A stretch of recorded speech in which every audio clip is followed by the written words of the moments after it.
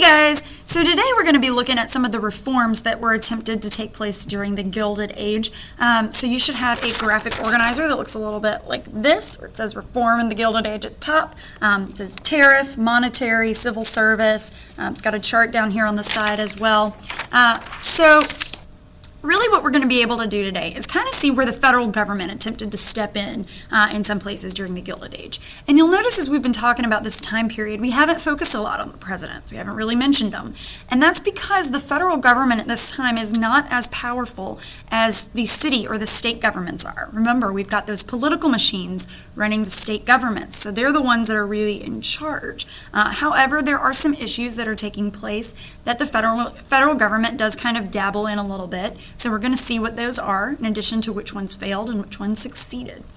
So the way I want you to think about this reform movement is kind of imagine it as a boxing match, right? So on one side, we've got the poor. On the other side, we've got the rich. And these guys are kind of going at it a little bit to see which one of these reforms are actually going to make it, okay? So let's go ahead and jump right in. So first, we've got round one, the tariff reform. In one corner, we've got the poor who are looking for the tariff to be lowered. On the other side, we've got the rich looking for a higher tariff. So let me explain what a tariff is. So a tariff is a tax on an imported good, right? The idea behind a tariff is that if you tax goods that come from foreign countries, it's going to raise the price of those goods, right? So that means that goods that are made domestically are going to be more expensive. What that also means, however, is that domestic goods don't have a lot of competition. So if you lower the tariff, it's going to equal out the competition a little bit, okay? So poor people are hoping that if the tariff can get lowered, they will be able to afford more goods and different and better quality goods. Whereas the rich, and remember, these are the guys producing those things, they want to keep the tariff high because that keeps more people purchasing their own goods. So we got a few presidents who dabbled their hand at the tariff here. So the first one that we have is a guy named Grover Cleveland. So Cleveland actually really wants to lower the tariff, but when he is in office, Congress kind of works against him a little bit, so he doesn't really have a whole lot of success. So we'll say that while Cleveland's in office, the tariff is about here, okay? So then the next guy we have in office is a guy named Harrison, Benjamin Harrison. So when Benjamin Harrison gets to office, he actually raises the tariff by 48%. So Harrison's work with the tariff goes up, right? Well, Cleveland then does something that no other president has ever done. He gets elected for a second term, not consecutively. So he gets back into office, and this time he does manage to get Congress to lower the tariff, but they lower it by only 41%, so it goes down to about here. So what do you notice? It's not even at the same place it was when he started. He started about right here, and now the tariff is about right here. So even though he got it lowered, it's still higher than it was the first time he was in office. When he leaves office again, a guy named McKinley comes into power and raises the tariff back up by 46% more. So he actually raised it higher than it was when Harrison was in office, right?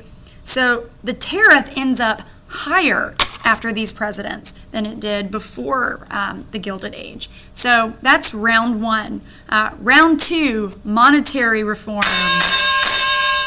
So monetary reform refers to the kind of currency that we use. So here's the way currency works in the United States during this time period. So let's say that the U.S. government had printed $100 million worth of bills. And so in circulation in the United States is $100 million, okay?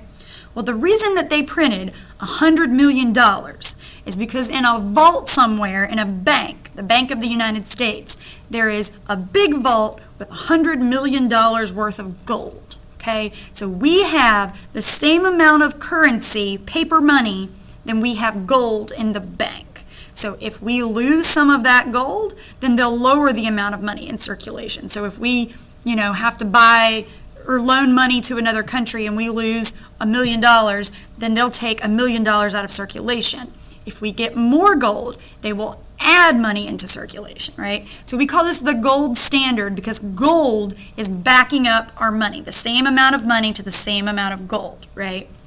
Well, The poor people are not happy with this system because it puts a limited amount of money in circulation and it depends on our gold. So, in the first corner, the poor are out here asking to put more money printed by doing something called bimetallism. So think about that word, bimetallism. The prefix bi means two, so think about like a bicycle with two wheels. So what they want is two metals to back up our currency. The first gold and the second silver, okay? They get the nickname silverbacks for this. So they want to use two kinds of metal to put more money into circulation so that maybe the poor can get a little cut from that. Well, the rich, as you can imagine, are not happy with this. They want to stick with the gold standard because they think that if you put more money into circulation and you start throwing silver into the mix, it's going to make the currency unstable. So they want a more stable currency. So really no president ever fully supports bimetallism. There are a couple guys who run for president on that platform, but they don't get elected. And some presidents are like, yeah, I see where you're coming from, but you know what, not really interested. I think we're just going to stick with the gold standard. They don't want to be the president who messes up the economy, right? Well, in 1900, when William McKinley is in office, he passes the Gold Standard Act. And I bet you can guess what it does. And it basically ferments the idea that we're going to stick with the gold standard. We're not going to move to a bimetal currency. So as you can see really there, the Gold Standard Act really makes it certain that we're not going to go that way. So that's that one. The last, round 3, we have the Civil Service Reform. So the Civil Service Reform deals with government workers, okay? So people who work for the government. The thing is, during this time period, a lot of people were getting their jobs because they wanted to have it in with the government, right? A really big post like this was the U.S. Post Office. If you got the U.S. Post Office position, it's because you'd paid off the right person and you were going to go far, right? Because you kind of had it in the postal system. So the poor people are like, this is not fair. We need to end the spoil system. There's something called patronage.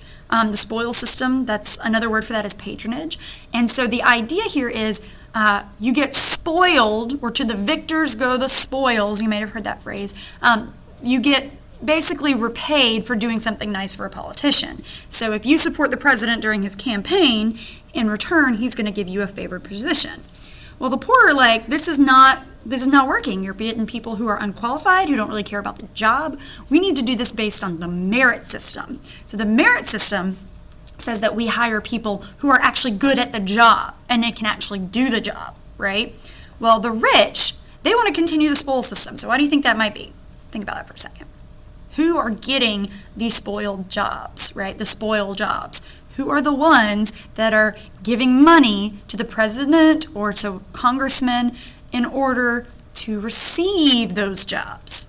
Well, obviously, it's the rich, right? So the rich are the ones that are taking advantage of the spoil system. So for them, they want to keep it up because they want to be the ones that get those jobs, right? And rather than being able to get the job based on their ability, they're getting it based on how much they can pay, right? So bang, bang, bang, okay? So actually, this one, some presidents really do step in and try to support it. So the first is Hayes. And remember, Hayes gets elected right after the Civil War, or Reconstruction. So Hayes supports it. The problem is he doesn't get any congressional support, so he's not able to get any laws passed. The next president is a guy named Garfield. So there's two groups of the Republican Party in this time. There are those who want to reform the civil service system, and there are groups that want to keep it going. And the groups that want to keep it going are called stalwarts, okay? So Garfield starts to pass a law through Congress that's going to reform the civil service system, okay? However, a guy who is part of this other group, the stalwart group, doesn't like that he's doing this, shoots him, and a few days later, he dies from those wounds. So Garfield is not able to accomplish the reform he started. However, his vice president was a guy named Chester Arthur. Chester Arthur originally did not promote the civil service reform. However, seeing Garfield's work, he turns into a reformer and passes through the Pendleton Act. So the Pendleton Act basically says the government can only fill X number of positions. So maybe of all the positions that are available in the government, the president can only fill 5 of them. And those 5 he can fill with his buddies if he wants to. However, there might be 50 positions in the government. So the other 45 positions that the president cannot fill requires the applicants to take an exam. So basically, you have to take this test in order to prove that you can do this job and that you would be good at it. So that actually reforms the system, right? It gives the president a little bit of say in who he gets to appoint, but for the most part, you're going to get people in these positions who are good at what they do. So let's look at the outcome of our boxing match here. For the tariff, what do we have? Tariff reform fails, right? So who's the winner in this situation? Round 1. That goes to the rich, right? Monetary reform, does it fail or does it succeed?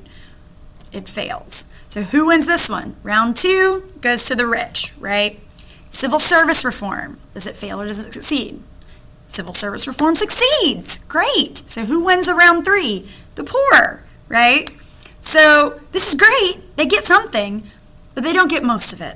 And there's still a lot of issues for the Gilded Age. And that's where the progressive era is really going to come in. Because even though reforms are attempted in the Gilded Age, they're not successful. And as we move on in history, we're going to find that there are stronger presidents who come into office and are able to really reform that. So, next time you're thinking about reforming the Gilded Age, remember those keeping your dukes up, right? Watch out for a punch to the face. Duck, right? Float like a butterfly, sting like a bee. I'll see you in class. Bye, guys.